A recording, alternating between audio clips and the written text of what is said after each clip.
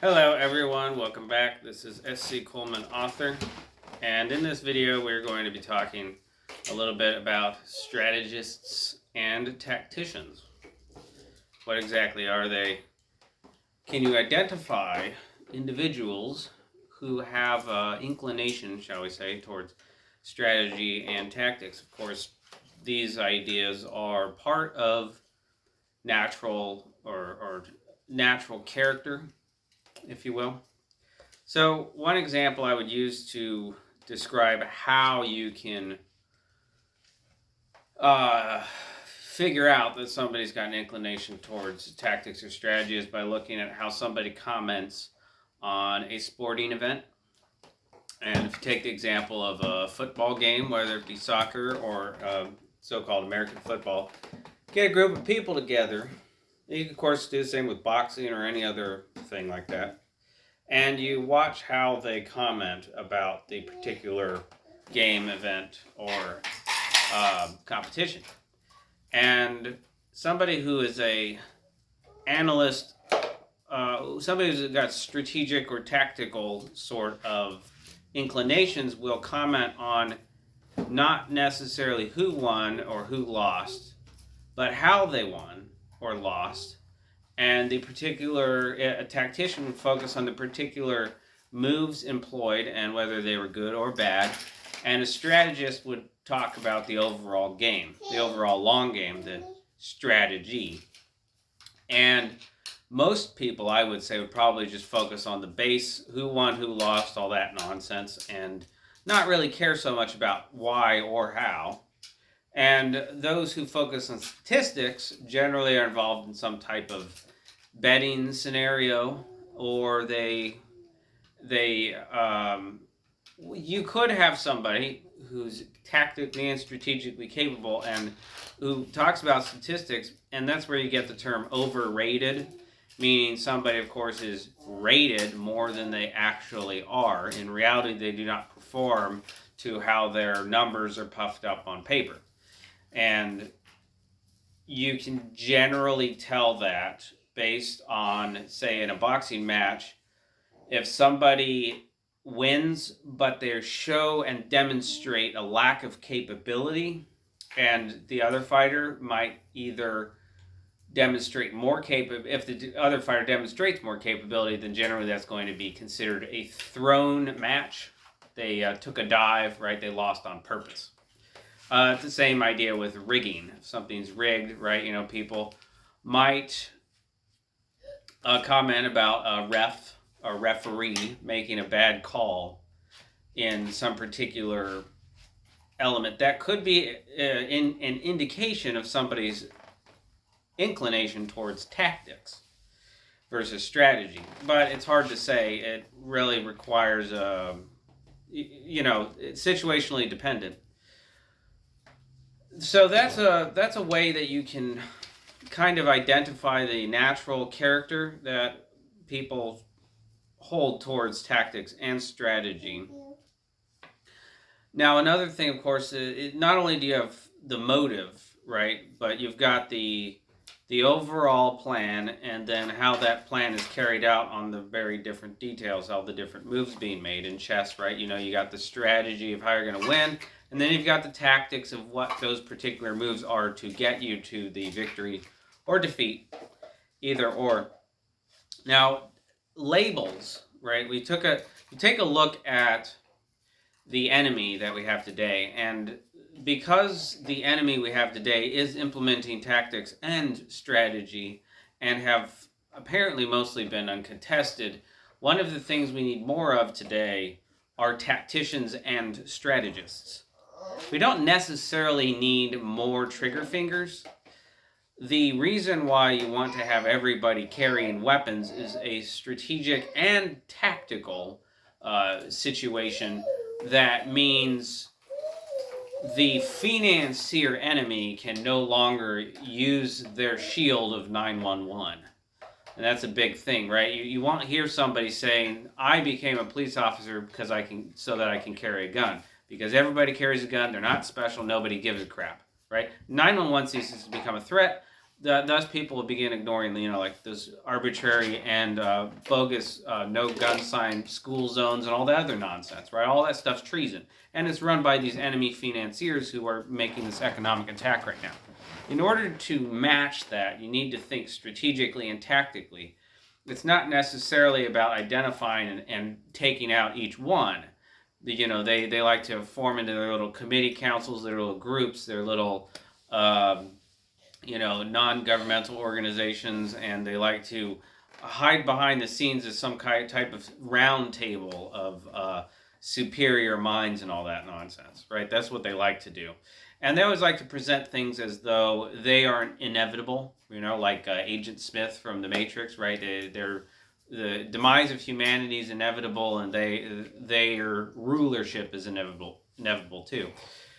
But in reality, when you look at what they're doing, they are in fact panicking. They are in a struggle or a fight for their own survival, right? They're panicking. They're making all kinds of moves that blatantly show that they're doing it, all this stuff.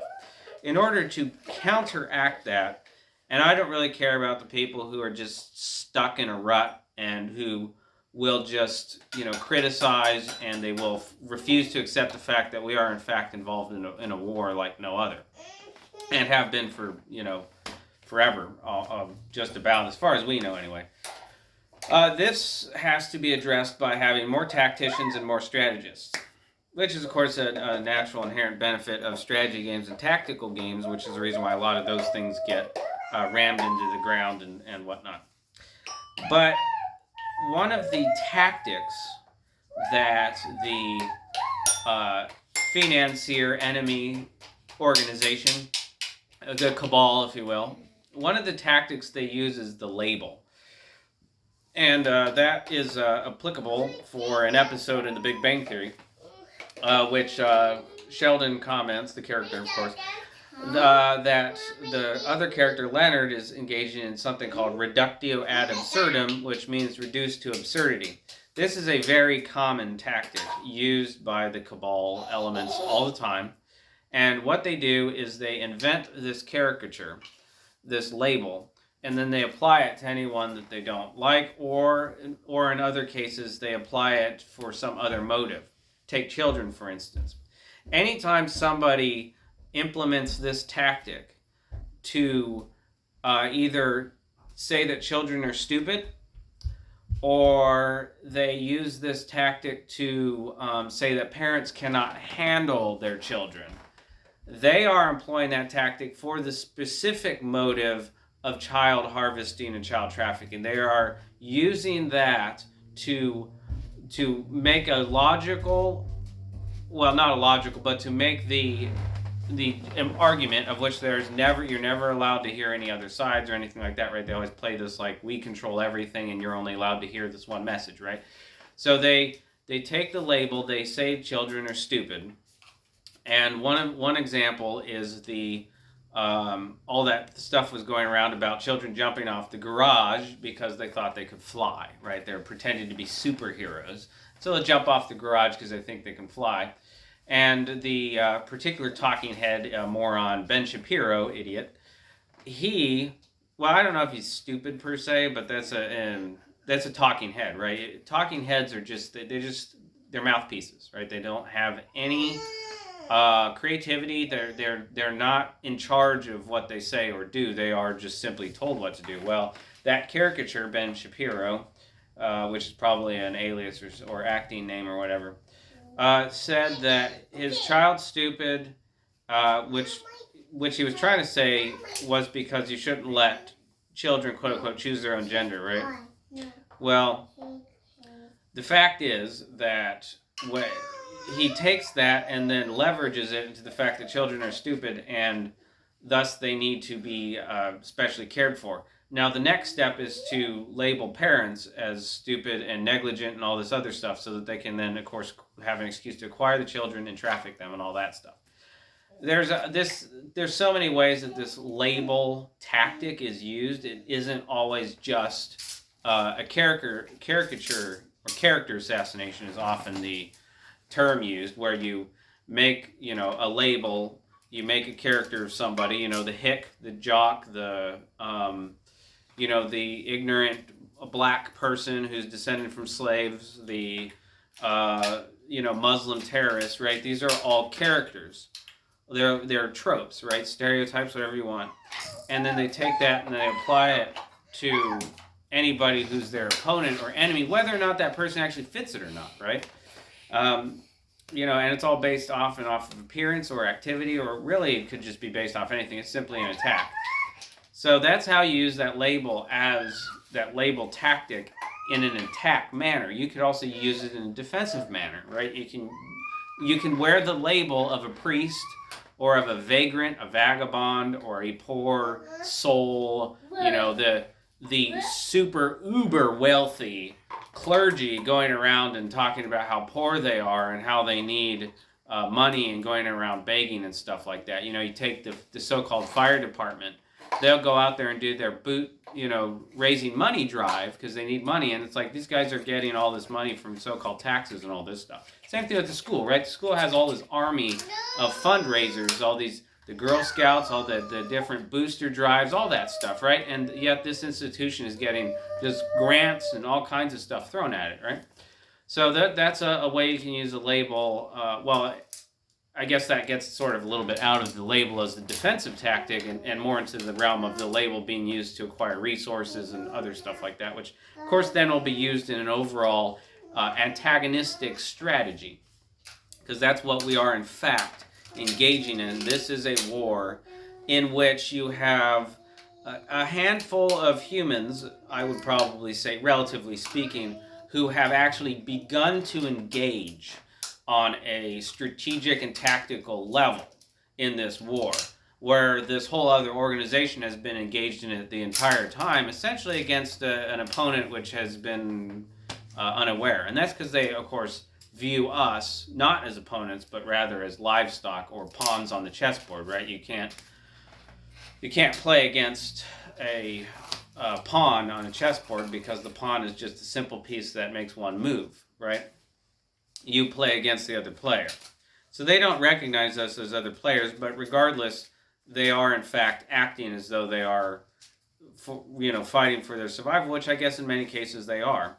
But they're never going to recognize it's because humans, a disparate group of different humans across the planet, have actually decided to engage them and their organization on a proper level. And they are there's many names for them, the name stealers, the cabal, whatever, right? They're the deep state, right? They're the people who pull the strings, the puppet masters, and they always do this through finance. That's why I call them the financiers.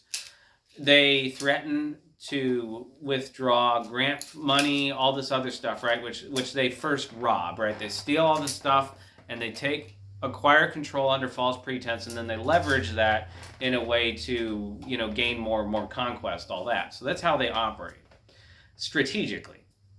They have all these other little tactics and things that they do in the specific moves, but that's their overall strategy is always based around finance. That's usually what they're built around. That's the hill they would die on, essentially.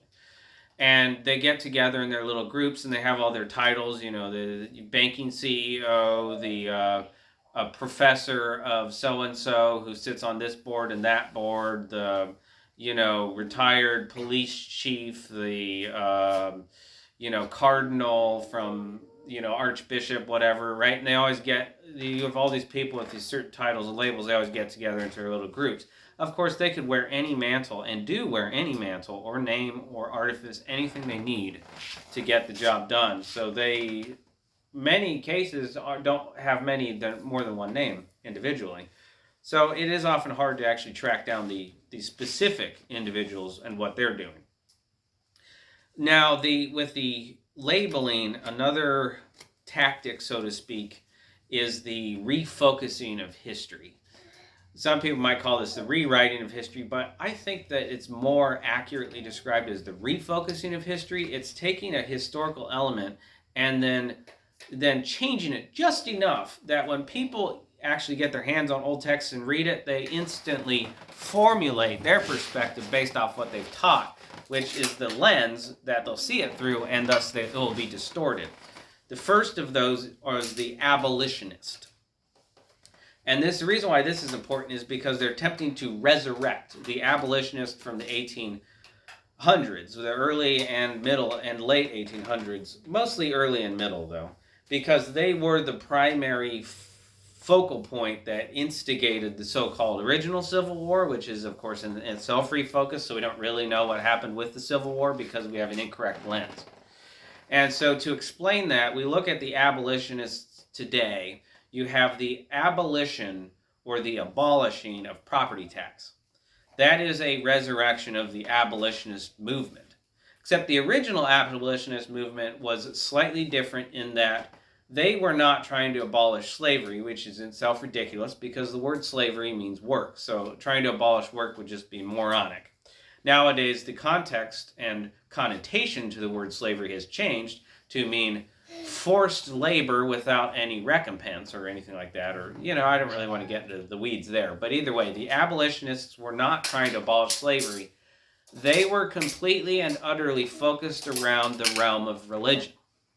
And we see this is going to get more and more, I believe, possibly more and more used. But it is possible that it won't be as well because people are not as contained inside that religious sphere as they were at that time, apparently.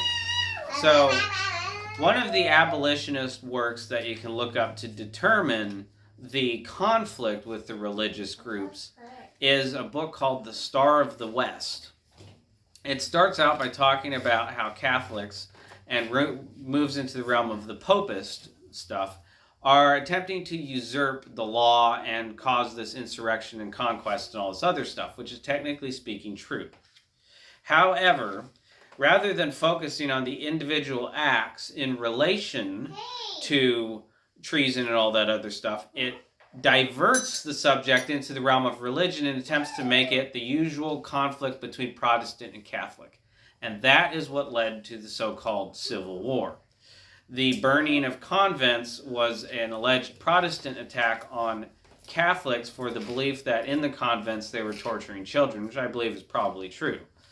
However, the Protestant movement of abolitionists were instigated by Jesuits against the Catholics. And the Jesuits are, of course, the Army of God from the Vatican, the Papists, all that stuff. So it's a really twisted game.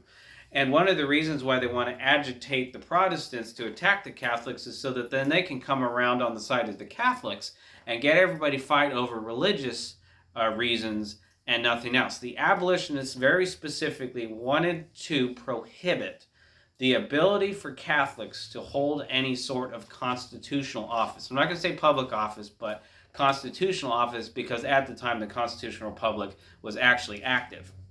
So they wanted to prohibit Catholics from holding office, and that's how that whole thing got instigated. Of course, the Catholics fought back, and so on and so forth, and the Civil War happened as essentially a... the Civil War didn't happen overnight. There were all these, riots and burnings and attacks and mobs and all this other stuff beforehand. I mean, it took a while. You had stuff going on in the 1830s, and the Civil War didn't happen until 1861. So you are talking about a very significant long-term strategy to cause it. So it's anybody's guess how long this is going to go, but if it's the same as in the 1800s, then we are looking at Civil War 2.0 possibly being in 2065, or somewhere around that, if it goes the same trajectory and doesn't, of course, get derailed by something else. Another example that you can use to demonstrate the refocusing of history, not necessarily lying about it, but rather shaping it so that there's a different perspective around what happened. So, because you have to do that. If you can't erase all evidence of it, then you just change how people view it. The 1600s period in Japan. Anytime somebody comes along and says that the Japanese shogunate outlawed foreigners, that is patently and obviously false, with the fact that the Dutch still traded in Japan even after the Jesuit Portuguese specifically were kicked out of Japan. The Jesuit Portuguese were banned from Japan. Now, the Dutch came later. The Dutch were eventually kicked out of Japan too. And then you also had the inclusion of the Constitutional Republic United States. But they gloss over that. They gloss over many things. There's all kinds of inaccuracies and problems. But that's not such a big deal, because if you can manage the minds of those individuals that will be going and looking and studying this, then they won't see what's in front of their face. Another example, of course, are the symbols of trades, right? I talked about this in my last video in relation to the hammer of Thor representing a blacksmith, and the shoes of Mercury or Hermes representing a messenger. So that's, the obfuscation of the word God, meaning an old word for meaning good, as in goods and services, and then obfuscating that to say these people worshipped all these areas and stuff like that. So that's a drastically different, character from somebody going somewhere to, get a knife forged or whatever, versus somebody going there to, quote unquote, do some nonsensical religious crap on a character that exists called Thor, who is a big fat guy that smashes his hammer when the thunder goes. All that nonsense, right?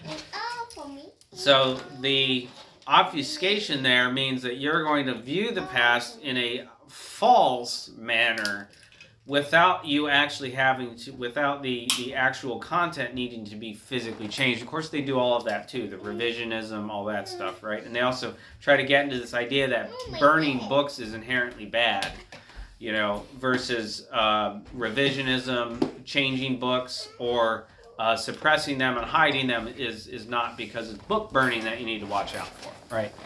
Now, there's a lot of books that need to be burned, but most of the books that need to be known have been hidden. And even if you did get them to try to know them, you would have a false impression of what they are based off of looking at it through the modern lens that you've been taught. So, of course, naturally, with that concept, it's no surprise that very few have been able to engage in appropriate strategies and tactics to combat this.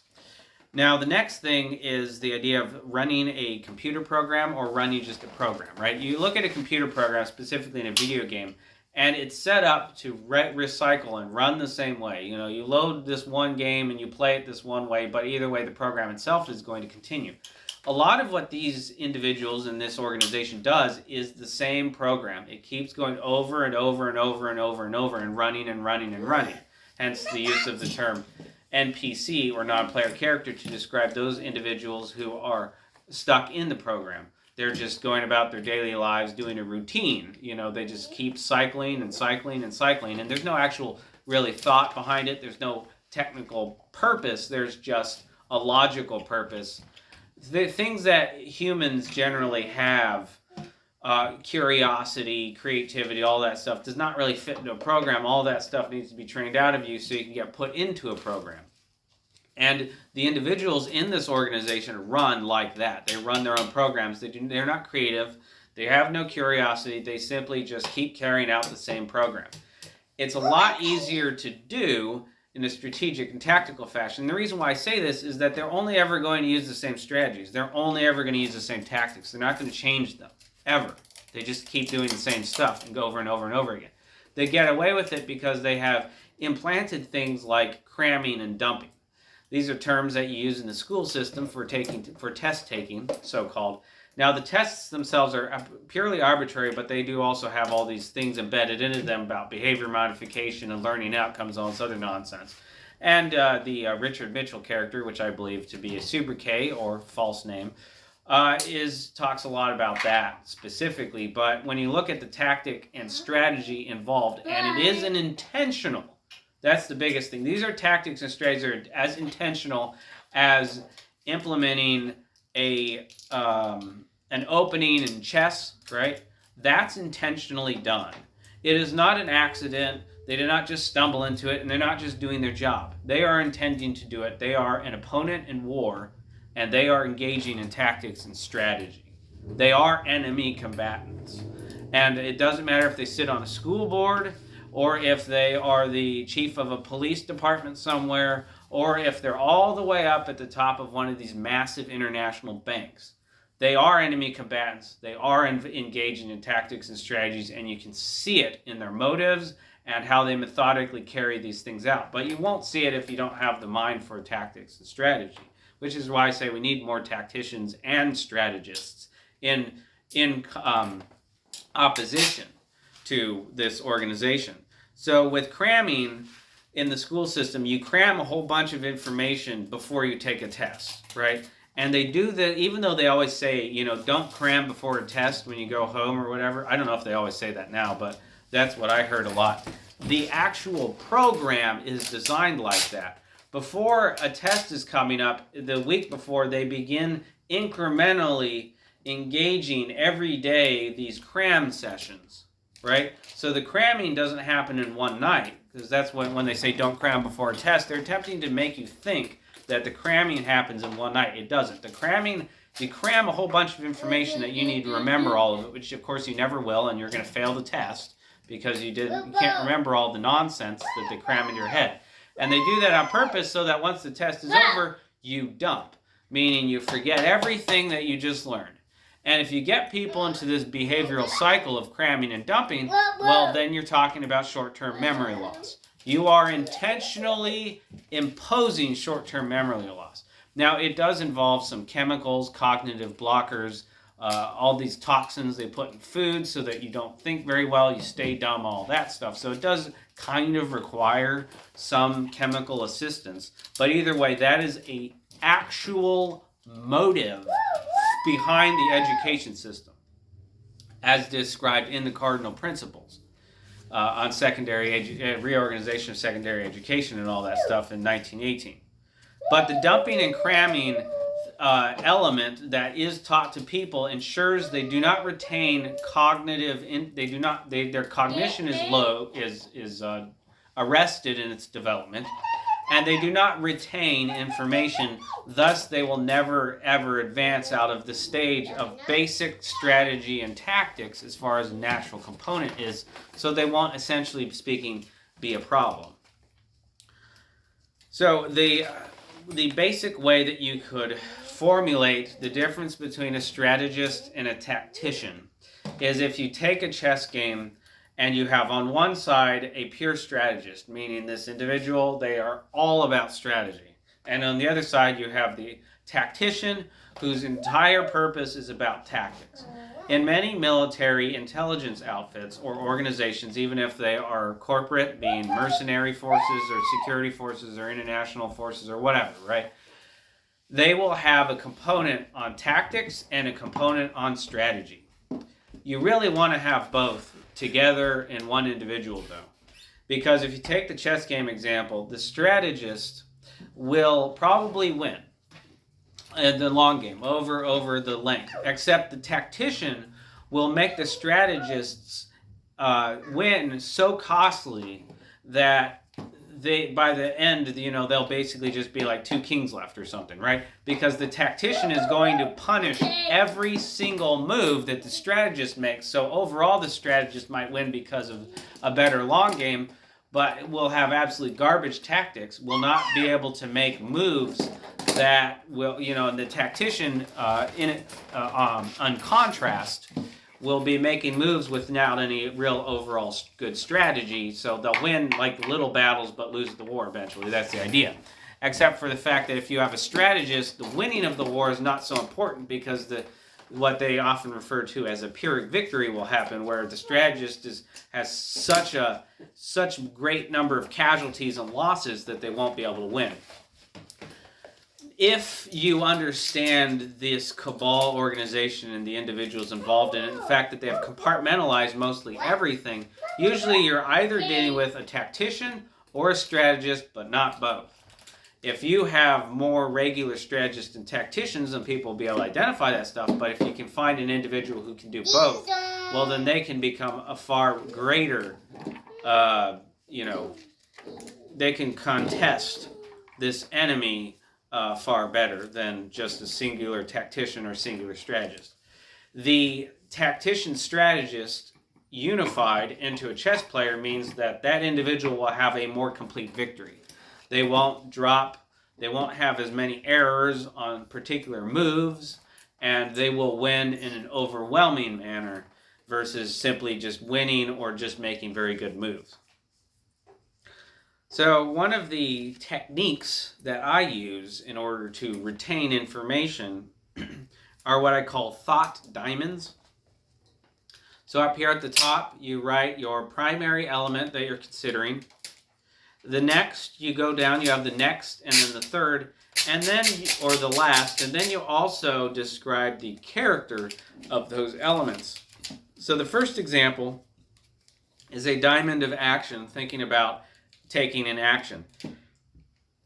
The first thing you need to do, of course, is get it done, which involves the avoiding of distractions. You just have to do it. You just have to get it done. Now, the next thing to think about is what equipment you would need for whatever you're doing. The duration of the activity, the action being taken, and how much stamina or fatigue it will cause, and how that can be answered, or just generally thinking about that. And then the last thing, of course, is the most efficient way to carry out whatever the action is. A different example is the diamond of production. So a thought diamond around producing something, whatever that is. The first question you ask yourself is, will you use it? So if you're not going to use it, then why make it, right? Then, do you like it? Is it pleasing? And if it's not pleasing, that's just something to consider, right? Should you make it pleasing or not? Is it well made, right? Will it hold up? Will you need to make it again? All that stuff. And then, of course, is it economical? Which, of course, doesn't necessarily have to do with money, right? How much does it cost? But also time and effort put into it. A different example is in preparation. Here's a thought diamond I use around preparation. This is in relation to preparing for absolutely anything. The first element to consider is storage of whatever it is, because storage when you're preparing for something is very important. Even if it's storing energy for a run, a marathon, or a fight, or something like that, right? You're still thinking about storage. So the first thing to think about with preparing for something is how are you going to store it and whatnot. And of course, will it perish? Is it perishable?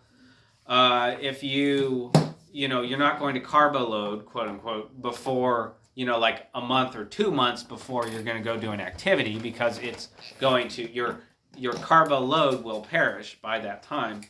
Versus, of course, if you hold a gallon of milk in the basement for a month, that's going to perish and spoil and smell like crap.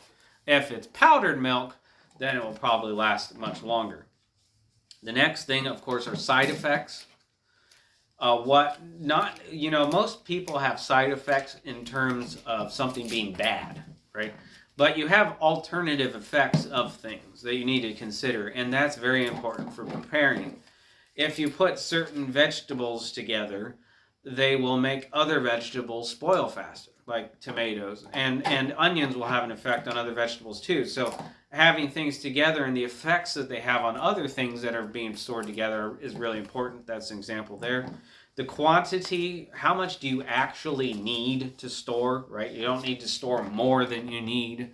Or you might, it's all just something to consider. The quantity, the less quantity, how much quantity you can, you've already considered the storage, you've considered the side effects. You need to consider quantity in relation to the side effects and also the storage requirements. And then, of course, how is it going to be used? How's the product going to be used? The energy and carbo load will be expended doing some type of physical activity, and the products that you prepare for a coming event, catastrophe or disaster, something as is the use of the label prepper, which is usually used as a way to obfuscate the simple idea of just preparing for stuff or something or whatever, just preparing yourself, and to mock it and make fun of it. But either way, preparation is a part of natural life. We always have to prepare for stuff. It's the people who are unprepared who operate and produce things that are poor and who do not do a very good job. The person who can't finish a marathon, or the person who, chokes in a football game, or gets knocked out in a boxing match, right? They just didn't prepare well enough, or gassed out, right? Somebody who lost the energy in a boxing match.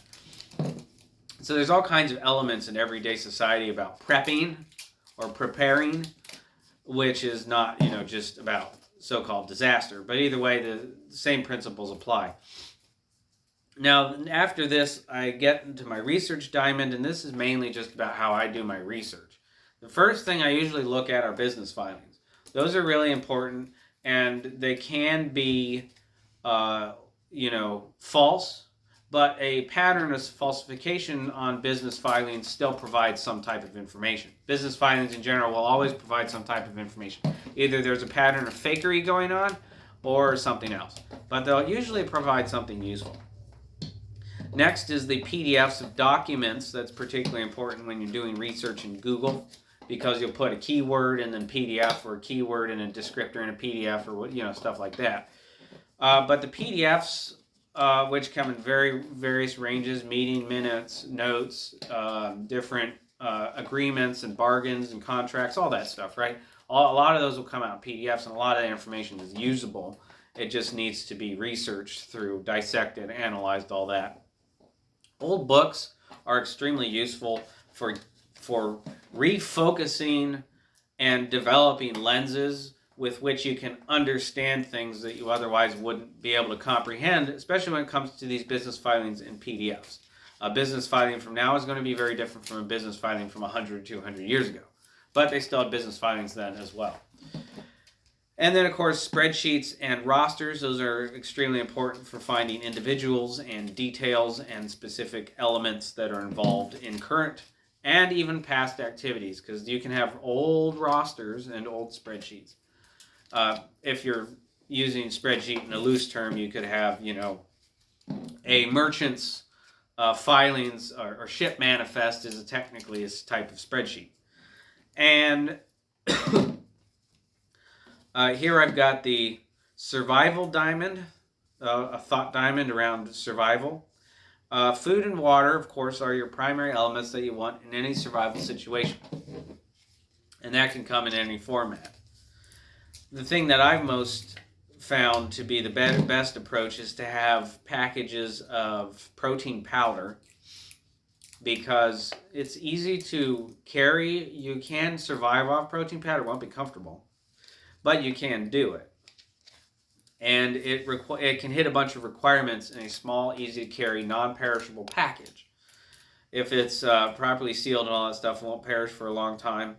You have sugars in some of the flavored ones, if it has sugar and it's not one of those non-sugar ones. And many of them have fat, if you make sure it isn't the non-fat variety. And, of course, it will have protein. So it's got a lot of things in there that will help you in any type of survival situation in just a single package. Also, you don't need to cook it. You don't need like rice or anything. You can just mix it in water, or just take it as is in powder form in your mouth. That would obviously be kind of annoying. So that's a food requirement. Water is just, water. There's not really much you can do to get around that requirement. Water is water. It's necessary, all that, Now, what I've determined is that medications in general are not a requirement in a survival situation, but it is helpful to have some allergy, pain, and stomach or antacid related medications. Just a small amount, just for like that situation where you absolutely need it. And there's all types of survival scenarios. There's survival scenarios in some type of enemy combat situation, a non-pervasive environment where you can't have fire or light or any of that stuff. So you have to think about the survival situation versus just like primitive camping situations or getting stuck out somewhere stranded or whatever, right? There's so many different varieties, and they always try to focus only on specific types across the brainwashing structure and the manipulated social media and movies and TV shows and all that stuff, right? But the fact is there's so many different survival scenarios. I generally plan for the combat survival scenario, because usually if you plan for the combat survival scenario, you'll probably be good in most situations, even if you don't have things like light discipline requirements and stuff like that. But either way, it's good to have those things around. You do not need a lot of gauze and bandages and all this other stuff, because there's so many things that can take place of that. Weapons and warnings is the next section of the thought diamond, and a weapon is important in pretty much any situation, but some situations it's more important than others. And warnings is important in virtually all situations in which you have a way to, let yourself know while you're trying to sleep or whatnot of something coming. It doesn't need to be dangerous necessarily. You just let yourself know some sort of type of warning system. Even warning that your, companion is re-entering camp, right? They just say something like, hey, I'm back or something, right? So that's a warning system, relatively speaking. And then, of course, weather, shelter, and fire, which is all going to be dependent on the situations that you're going to need to be surviving in. And then, of course, what you have at your disposal. So there's a whole bunch of stuff to be considered there. But either way, that's what this is important for. These are the elements that you consider. You won't forget anything, anything important anyway, because you might forget things that aren't necessarily speaking important. But if you write down the 4 things that are absolutely important in a general way, then you can use it to jog your memory, as it were, about what you need to do. Another example is the weapon diamond considering weapon. So the first thing to think about is reliability and durability. You want it to be able to hold up in whatever environment, right? It might not need to be as durable if you're doing stuff in a city. It's probably going to need to be more durable if you're doing things out for months in the forest and whatever you're going to be needing it for, or the desert. Fatigue and speed, those are very important ones.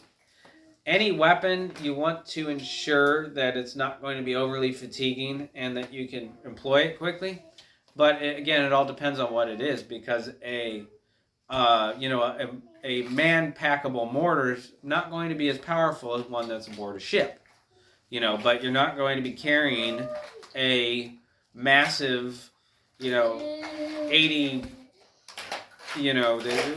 just as big, intercontinental shells and all that stuff. You're not going to be carrying that on your back, let alone the cannon itself. But a mortar, a man-packable mortar, will fatigue an individual. And you could, of course, break it down to the idea of a shotgun. A 12-gauge shotgun is going to excessively fatigue the user, and they're going to be able to deploy that very slowly when compared to, say, a 410. But it is all dependent on the individual and the situation. Some people can't even handle a 410, and so they need something different. And they're definitely not going to be able to use a 12-gauge. So anytime you have some fat moron coming along saying that you need to have a 12-gauge for home defense, they're just regurgitating some crap they were taught, which is not applicable to reality. The fact is, you need to consider for yourself about the fatigue and speed of deployment and what you're going to use it for and in what capacity and all those other things. So that's the next thing, is capability and versatility. For how many things can the weapon be used in many situations versus it only being for one specific thing? And then its capabilities, of course, are involved in that. But some things can have a lot of capabilities but not be very versatile. And some things can be very versatile but not have a lot of capabilities. That's a little bit hard to explain. You could have a hammer, right? A hammer could have a lot of capabilities, but it's not very versatile. It's generally only used in very specific areas, but it can be used to do different things. But it's all going to be around the hammering aspect, right? You can take a sledgehammer and use it to pound in a pole or smash through a wall, and that's versatility, but its capability is very limited. Where if you had a hammer that also had an axe on one side, well, now you're talking about more than one capability. And capacity and quantity, again, that's still, right, this is a diamond, so everything connects. It's not all just, think about this one thing and then that next thing and that next thing. It's all related to each other. So you look at the diamond and you think about how a diamond's connected. All the points are connected to each other. That's what you're doing here. They're not separate. They're all involved. The capacity on quantity is going to relate to fatigue and speed. You can carry a lot more of a smaller caliber shell or bullet, whatever it is, for a firearm than you can of a larger one. You have to determine how many of those you need, right? Even if you have a small caliber bullet, like a 9mm, compared to a larger caliber bullet, like a 45, the usual, you can still carry too much 9mm rounds that you become weighed down by it and it becomes very heavy. And at that point, it doesn't matter whether you have the 45 or not, because somebody might be carrying a 45 caliber firearm and have less bullets, and therefore they're lighter and faster. So all of these things are involved in the thought process and are just examples to show how the thought diamond can be used for retention of information.